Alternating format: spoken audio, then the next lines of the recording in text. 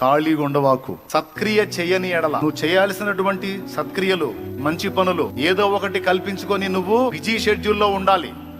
నువ్వు ఖాళీగా కూర్చొని దీర్ఘాలు తీసావనుకో, అది వాకిట్లోకే వచ్చి పొంచి ఉంటదంట. ఏంటిది అది? పాపం. కావాలంటే మీరు ట్రై చేసి చూడండి. ఆల్రెడీ ఇప్పటికి కొంతమందికి అనుభవం ఉంది. ఏ పని పాట లేకుండా బెడ్ మీద ఊరక పండుకొని తర్రే అని ఆలోచిస్తా ఉండును. ఏం తలంపులు వస్తాయో చెప్పు నాకు. చెడిపోయిన తలంపులు వస్తాయా, మంచి మంచి ఆలోచనలు వస్తాయా? చెడిపోయినయే వస్తాయి అన్నోళ్ళు చేతులు ఎత్తండి. ఏ పని లేకుండా ఖాళీగా ఉండి ఉండు, నువ్వు ఊరకుండు. ఏం ఆలోచనలు వస్తాయి? సత్క్రియ చేయని ఎడల వాకిట్లో పాములాగా పొంచి ఉంటదట పాపం. ఏమన్నా తెలుసా? రా, ఖాళీగా ఉన్నట్టున్నావుగా, నన్ను కలుసుకో. ఖాళీగా ఉన్నట్టున్నావుగా, నన్ను పిలువు అని పాపం వాకిట్లో ఉండి పిలుస్తుందట. ఆ మాట నేను చెప్పలా. ఆదికాండం 4వ అధ్యాయం 7వ వచనంలో దేవుడే, సాక్షాత్తు దేవుడే చెప్పాడు.